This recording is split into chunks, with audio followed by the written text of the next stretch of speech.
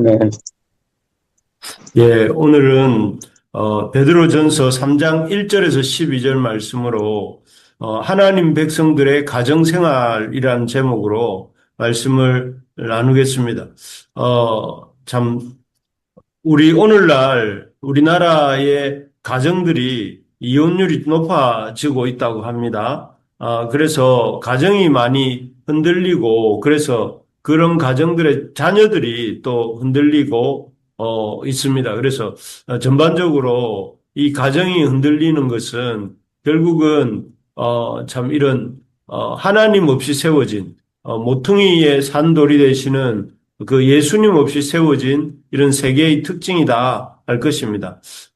참 이렇게 이 가정이 흔들리고 사회도 흔들리고 있는 이런 세계 속에서 우리가 어떻게 하면 우리의 가정을 하나님의 가정, 하나님의 집으로 우리의 가정 생활을 이루어 나가야 할 수 있는지 오늘 베드로는 이렇게 뭐라고 하는지 우리 함께 살펴보기를 원합니다. 먼저 부부 관계인데요. 부부 관계에 대해서 베드로는 아내에 대해서 무려 1절에서 6절까지 이렇게 함께 할애해서 설명합니다. 이것은 그만큼 당시 아내들이 힘들고 어려운 형편에 있었기 때문에 이렇게 말을 많이 해주어야 될 만큼 또 힘들고 어려운 형편에 있었기 때문인 것 같습니다. 특히 베드로 사도는 믿지 않는 남편을 둔 아내를 언급하는데, 그, 믿지 않는 남편을 둔 아내에 대해서 언급하면서 아내들이 가져야 될, 태도에 대해서 언급합니다. 그래서, 한마디로 이런 믿지 않는 남편을 둔 아내들이 가져야 될, 믿지 않는 남편에 대해서 가져야 될 태도가 순종하라는 것입니다. 여기 1절에 보면 아내들아 이와 같이 자기 남편에게 순종하라 이렇게 말을 합니다. 여기 이 순종하라는 이 말은 사실 쉽지 않은 일이죠. 남편에게 이렇게 믿지 않는 남편에 대해서 믿는 아내가 순종하는 건 쉽지 않은 일입니다. 무엇보다 믿는 남편 믿지 않는 남편과 그 생각과 가치관이 다르기 때문에 쉽지 않습니다. 왜냐하면은 다른 세계에 살고 있잖아요. 그죠? 그래서 믿는 아내의 입장에서 볼 때 믿지 않는 남편이 가지고 있는 생각이나 가치관은 어떤 참 이해하기 어려운 부분이 있습니다. 또 믿는 아내 입장에서 볼 때, 어떤 그녀가 경험하는 수준 높은 어떤 영적 경험에 비해서, 참 믿지 않는 남편의 어떤 얕아 보이는 그런, 수준에 순종하는 것은 쉽지 않습니다. 그래서, 참 사사건건 일어날 수 있는 의견 차이가 있는데, 그럼에도 그렇기 때문에 남편에게 순종하는 것이 쉽지 않습니다. 하지만 이렇게, 순종하기 쉽지 않은 여러 가지 이유가 있음에도 불구하고, 여기 1절에 보면 이와 같이 자기 남편에게 순종하라. 이는 혹 말씀을 순종하지 않는 자라도 이렇게 하면서 그 믿지 않는 남편에 대해서 이렇게 순종할 것을 당부하고 있습니다. 왜 그래야 될까요? 왜 믿지 않는 남편에 대해서 믿는 아내가 순종하라고 하면서 믿는 아내들에 대해서 그 삶의 태도에 대해서 성경은 베드로 사도는 그렇게 말하고 있는 것일까요? 그 이유는 우리가 어제도 주일 때도 살펴보셨지만, 주를 위하여서 모든 권위에 순종하라 이런 말씀이 있었지 않습니까? 주를 위하여서 그렇습니다. 주님께서는 세우신 모든 사람에게 권위가 있다고 했습니다. 정부에서는 그 정부의 수장에게 권위가 있고, 또 직장에서는 상사에게 권위가 있고, 또 가정에서는 그 가장에게 이렇게 권위가 있습니다. 그래서 그 하나님이 각 어떤 공동체에 주신 권위가 있고 그 권위에 순복하는 것이 주님의 뜻이기 때문에 그렇게 하는 것입니다. 그래야 이제 그 가정이 제대로 서고 또 돌아가기 때문에 참 이 남편에게 순종하라 이렇게 말씀하시는 것이죠. 남편이 믿지 않는 사람이라 할지라도 순종하라 이렇게 말씀한 것이죠. 또 둘째 이유는 그렇게 순종함으로써 그 아내의 선한 행실, 그 순종하는 선한 행실을 통하여서 그 믿지 않는 남편이 이렇게 구원을 얻게 하기 위함입니다. 믿지 않는 남편이 믿는 아내가 자신에게 순종하는 태도를 보면서 또 아주 아름다운 행실을 보면서 영향을 받고 자기 아내의 믿음에 대해서도 관심을 가지고 마침내 구원에 이르게 이렇게 하고자 하는 목적으로 믿지 않는 남편에게 믿는 아내가 순종해야 된다. 이렇게 말씀하는 것이죠. 그렇습니다. 세상 사람들은 믿는 사람들의 말을 먼저 보는 것이 아니라 행동을 먼저 본다고 했지 않습니까? 그래서 그 행실이 선하고 아름다울 때에 그 믿지 않는 남편도 믿는 아내의 선하고 아름다운 행실을 보고 감동을 받고 마음 문을 열게 된다 하는 것입니다.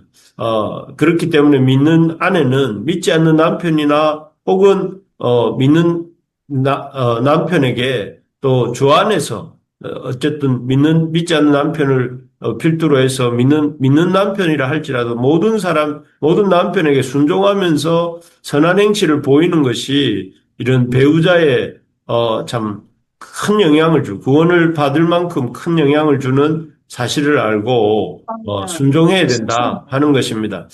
이렇게 순종의 선한 행실을 아내가 남편에게 보이기 위해서는 아내들이 해야 될 일이 있습니다. 그게 뭐냐면은 내면을 가꾸는 일이다. 속 사람에 관심을 갖는 일이다. 이렇게 말을 합니다. 3절, 4절에 보면 그렇게 나오죠.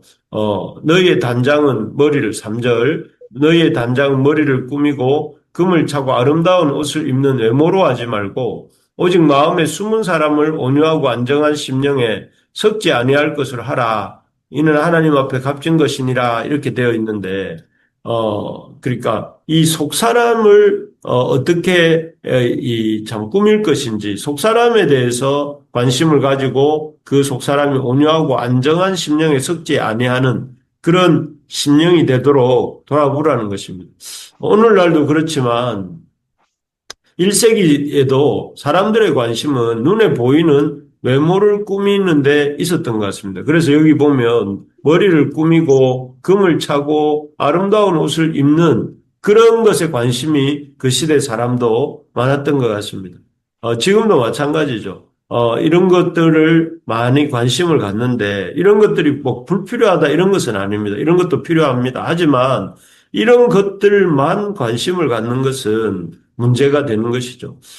그래서 이 믿는 아내들은 이런 시대의 흐름에 끌려가기보다는 하나님의 말씀대로 주를 위하여서 순종하는 삶을 살기 위해 이 영적인 힘이 많이 필요하지 않습니까? 믿지 않는 남편이든 믿는 남편이든 아내 입장에서 볼 때 순종하는 것이 쉽지 않을 수가 있는데 그럴 때 어떤 순종하기 위해서 권위에 순종하기 위해서 영적인 어떤 힘이 필요하고 그런 영적인 힘을 얻기 위해서 이렇게 내면을 꾸미는데 마음에 숨은 사람을 온유하고 안정한 심령으로 이렇게 유지하기 위해서 힘쓰라는 것입니다.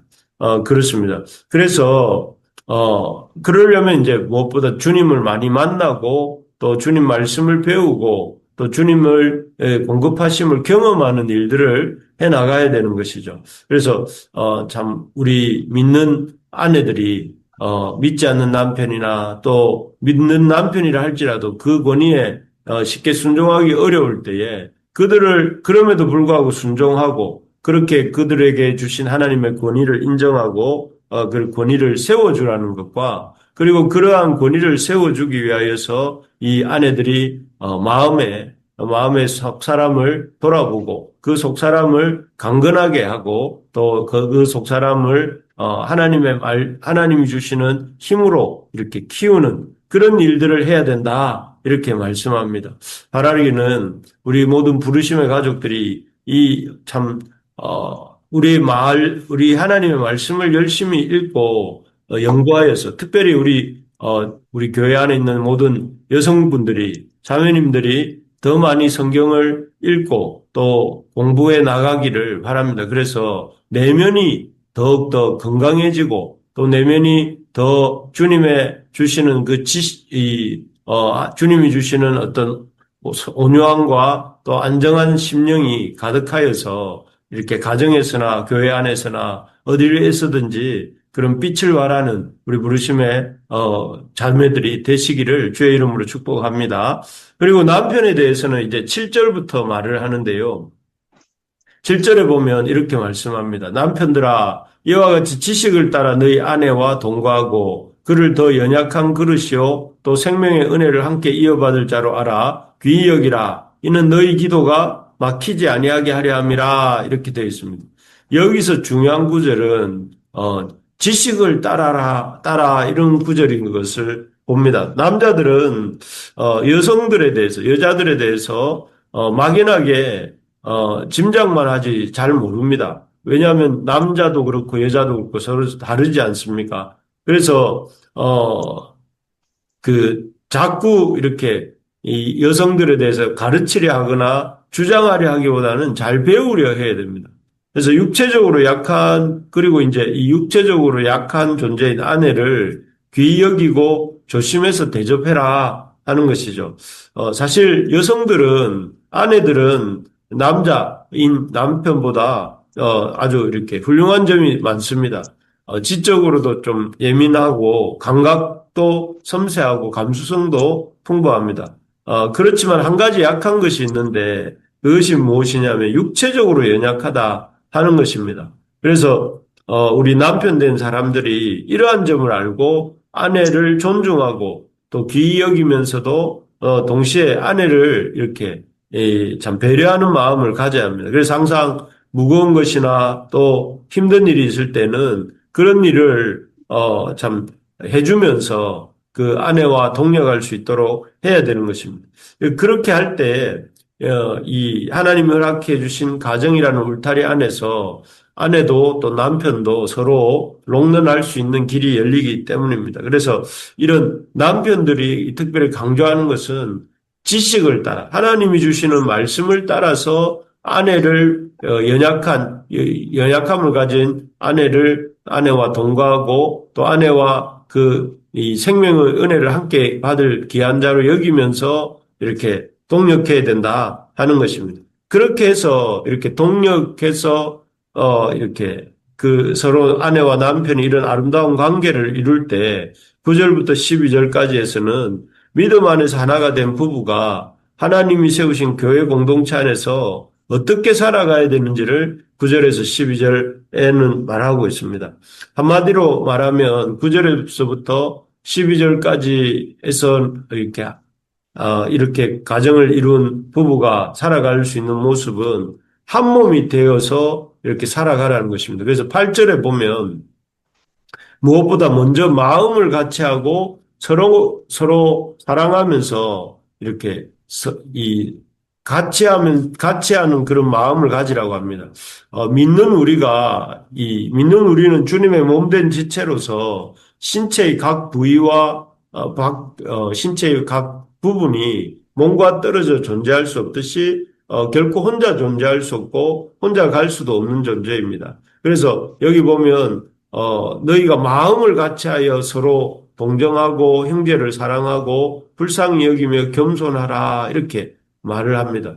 그래서 부부가 이제 가정만이 아니라 그렇게 남편과 아내가 각각 서로의 역할을 하면서 가정을 이루었다면 부부의 가 속한 가정만이 아니라 전체 교회 공동체를 염두에 두고 교회가 하는 일에 마음을 같이 하면서 이런 뜻이 되겠죠. 마음을 같이 하면서 또 교회의 지체들에게 관심을 갖고 불쌍히 여기고 힘써 서로 사랑하라 하는 것입니다. 그래서 부부와의 관계 안에만 머물지 말고 교회 공동체에 대한 관심을 가지고 교회 지체들에 대해서 관심을 가지며 형제를 사랑하고 불쌍히 여기고 겸손히 여겨야 된다 하는 것입니다. 그래서 교회에 대해서 관심을 갖는 그러니까 가정만을 위한 가정이 아니라 하나님의 교회를 세워가기 위한 가정으로서 이 부부가 역할을 해야 된다 하는 것입니다. 그래서 아름다운 가정을 이루는 것의 완성은 그 부부가 부부의 어떤 행복한 가정으로서만 머무는 것이 아니라 더 나아가서 하나님의 교회를 이렇게 세워가는 과정으로 세워질 때에 그 가정은 온전한 하나님이 원하시는 가정의 모습을 가진다 할 것입니다. 그래서 참 그렇게 하기 위해서 해야 될 일들이 공동체에 대해서 마음을 같이 하는 일입니다. 8절에 나오는 것처럼 너희가 다 마음을 같이하여 동정하며 형제를 사랑하며 불쌍히 여기며 겸손하며 그래서 그 교회에 관심을 가지고 특별히 그런 교회 지체들을 격려하고 여기 보면 10절에 보니까 혀를 금하여 악한 말을 그치고 그 입술로 거짓을 말하지 말고 라고 되어 있는데 교회 안에서 선을 행하고 격려의 말을 이렇게 행하는 그런 가정으로 이게 그 부부가 하나된 부부가 그런 가정으로 교회 안에서 세워져 갈 것을 당부하고 있습니다. 바라는 것은 이미 지금 우리 교회 안에 있는 많은 믿음의 가정들이 이렇게 되기를 바랍니다. 아내는 남편을 존중하고 또 권위를 인정하고 반면에 또 남편은 아내를 그 연약함을 그 아내의 그 연약한 그릇됨을 이해하고 또 힘을 다하여 돕고 그리고 또 그렇게 하나 된 남편과 아내가 이렇게 우리 교회를 세워가는 일에 마음을 같이 하고 힘쓰는 그런 가정이 되기를 바랍니다. 그리고 또한 우리 교회 안에 있는 청년들이 그 가정을 이루기를 원하는 청년들이 이 하나님이 주시는 은혜로 이 배우자도 만나고 이 올 한 해 믿음의 가정들이 세워지는 역사가 있게 되기를 소망합니다. 그래서 우리 교회가 이렇게 건강한 가정들이 더욱더 많이 생겨나고 또 그 건강한 가정들을 통해서 이 믿음의 공동체로 자라가는 우리 교회가 되기를 진심으로 소망합니다. 그래서 이를 위해서 기도해 주시고 또 우리 이 새벽 기도 하시는 우리 믿음의 우리 부르심의 교회 성도들이 그런 아름다운 가정을 이루시고 또 그런 아름다운 과정을 이룰 수 있도록 주변을 격려하시고 또 세워가시고 또 더 나아가서 온 교회가 또 이렇게 이런 믿음의 가정들을 통해서 건강한 하나님 아버지를 또 이렇게 우리의 영적 권위로 하면서 그 안에서 하나 되는 믿음의 공동체가 우리 부르심의 교회가 되기를 주의 이름으로 축복합니다. 아멘. 아멘. 예.